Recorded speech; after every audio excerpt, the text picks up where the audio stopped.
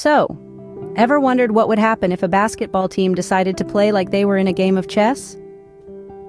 Imagine the Boston Celtics, donned in their iconic green, moving around the court like chess pieces, the king, the queen, the rooks and pawns, all strategically positioned. A basketball game not just about scoring points, but a test of patience, strategy, and anticipation. A game where the Celtics, instead of rushing for the hoop, play the waiting game, ready to pounce on the Miami Heat's every move. Well, folks, looks like we don't have to wonder anymore, because that's exactly what the Boston Celtics pulled off in their recent game against the Miami Heat. You know, when I think about basketball, I think about slam dunks, three-pointers, and fast breaks, not defense. But hey, the Celtics seem to have missed that memo. I mean, come on, who watches a basketball game and says, "Oh, I can't wait to see some solid man-to-man coverage"? Nobody, that's who. But the Celtics, bless their hearts, decided to flip the script and give us a defensive spectacle that would make even the most ardent chess player's heart race. They were like a pack of wolves on a hunt, stalking their prey, the Miami Heat. Every time the Heat tried to score, the Celtics were there, blocking, intercepting, and just generally making a nuisance of themselves. It was like watching a game of whack-a-mole, only with basketballs and a lot more sweat. And the best part, the Celtics didn't just stop at defense.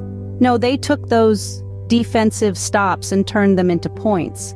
I imagine it was like stealing someone's lunch and then eating it right in front of them. Deliciously savage, if you ask me. I mean, the Heat's faces said it all.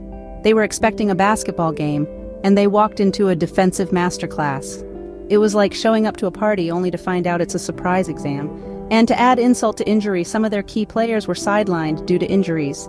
Talk about a plot twist. I have to give credit where credit is due, though. The Celtics coach, Joe Mazzulla, must have given one heck of a pep talk. He challenged his team to play with more intensity, and boy did they deliver. They were like a bunch of kids who were told they could have ice cream if they cleaned their room.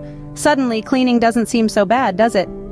So the Celtics, in their infinite wisdom, decided to play basketball like it's chess. And would you believe it? It actually worked. Now, let's talk about the Miami Heat. Boy, they seem to have left their heat in the locker room because they were cold out there. It was like they were playing in a winter wonderland instead of a basketball court. Their shooting was so off, it felt like they were aiming for the North Pole instead of the hoop. And let's not even start on their three-point attempts. It was as if they were trying to throw snowballs at a moving sled. Injuries didn't do them any favors either. With key players sidelined, their bench looked more like an infirmary than a powerhouse of talent. It was like watching a game of musical chairs, only the chairs were ice cubes, and the music was the sound of the Celtics' defense shutting them down.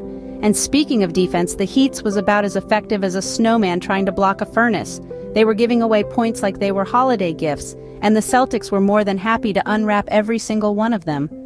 But let's not be too harsh. After all, every team has their off days. It's just that the Heat's was more like an off-season, bundled into one game. Maybe next time they'll remember to bring their heat onto the court and not leave it in the locker room. So, the Heat were more like a lukewarm breeze, and the Celtics, with their chess-like strategy, managed to checkmate them and take a 2-1 series lead. Who knew chess could be so useful in basketball, huh? So, what did we learn from this game, folks? That basketball can be played like chess? That defense can actually win games? Let's dive into this comedic recap. Just imagine, the Celtics were the chess masters, orchestrating their moves with finesse and precision.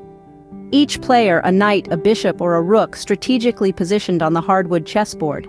They didn't just play defense, they built a fortress, a wall that the Heat's offense just couldn't penetrate. And oh, the Heat, like confused pawns in check, they tried to make their moves, but alas, they were met with the Celtics' impenetrable defense. Their three-pointers, those long-range snipers, were as effective as a bishop stuck in a corner. The Celtics' defensive masterclass was like a chess grandmaster's endgame, leaving the Heat in a perpetual check. But let's not forget, this was just one game. The series is still on, and the Heat, they're like a cornered king, ready to fight back. So, will the Celtics continue their defensive chess play? Or will the Heat find a way to break the check and turn the game around? Well, whatever the case may be, one thing's for sure. Basketball just got a whole lot more interesting. And who knows, maybe the next time we see a game, the players will be carrying rooks and knights instead of basketballs.